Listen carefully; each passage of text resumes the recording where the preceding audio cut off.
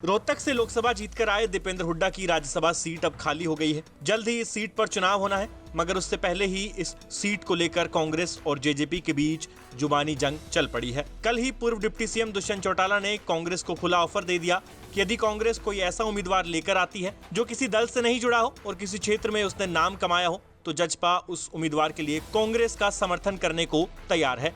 मगर साथ में दुष्यंत चौटाला ने हुड्डा पर भाजपा से साठगांठ का भी आरोप लगाते हुए कह दिया कि कांग्रेस के पास विपक्ष में सबसे ज्यादा नंबर है, बावजूद इसके नेता प्रतिपक्ष राज्यसभा चुनाव के लिए उम्मीदवार देने में दिलचस्पी नहीं दिखा रहे। दुष्यंत ने कहा कि साझा उम्मीदवार देकर भाजपा को हराने के लिए विपक्ष को एकजुट होना चाहिए, मगर उम्मीदवार देने की पहल कांग्रेस को करनी पड़ेगी क्योंकि सबसे बड़ा विपक्षी दल कांग्रेस है। दुष्यंत के अलावा उनके चाचा और आईएनएलडी के एकमात्र विधायक अभय सिंह चौटाला पहले ही कह चुके हैं कि वो तो कांग्रेसियों को दिखाकर अपनी वोट देने को तैयार है, बस शर्त है कि हुड्डा बीजेपी से साठगांठ न करे।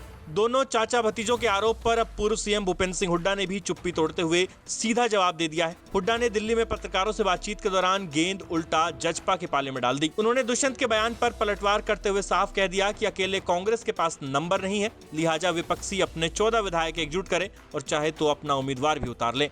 कांग्रेस उनके उम्मीदवार का साथ देने के लिए भी तैयार है। अंत में अब आप दुष्यंत चौटाला और भूपेंद्र हुड्डा दोनों के बयान सुनिए, जिसके बाद आपको पता लग जाएगा कि कैसे राज्यसभा की एक सीट के लिए विपक्षी दलों के बीच भाजपा से मुकाबले की बजाय कोरी बयानबाजी से काम चलाया जा रहा है। आज हरियाणा में विपक्ष का सबसे बड़ा दल कांग्रेस है और विपक्ष के नेता का ये कहना कि छोटे जो और दल है वो इकट्ठे होकर अपना कैंडिडेट लाए, मैं आज आपके इस कॉन्फ्रेंस में कहता हूं कि अगर असलियत में कांग्रेस चाहती है कि भारतीय जनता पार्टी से टकराव करे तो उनको हार जीत की ओर नहीं देखना चाहिए। आज संयुक्त तौर पर कोई भी ऐसा सामाजिक व्यक्ति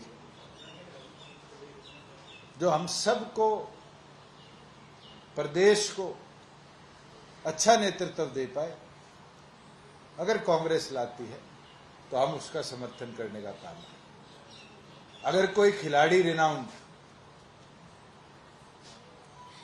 जो देश के लिए गोल्ड मेडल लेकर आया हुआ है, देश के लिए निरंतर कॉमनवेल्थ, एशियन गेम्स, ओलंपिक्स के अंदर हिस्सेदारी कर पाया है, उनको आगे लाने का काम करना चाहिए।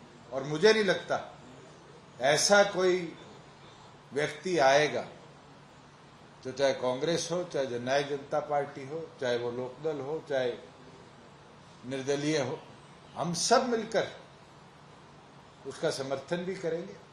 और ये पहला अवसर आएगा जब भारतीय जनता पार्टी को एक कड़ा मुकाबला भी देखेंगे। हार जीत तो सिक्के के दो पहलू हैं, मगर लीडर ऑफ ऑपोजिशन का यह कहना कि हमारे पास नंबर नहीं है, ये तो कांग्रेस की हार को पहले ही दिखाता है।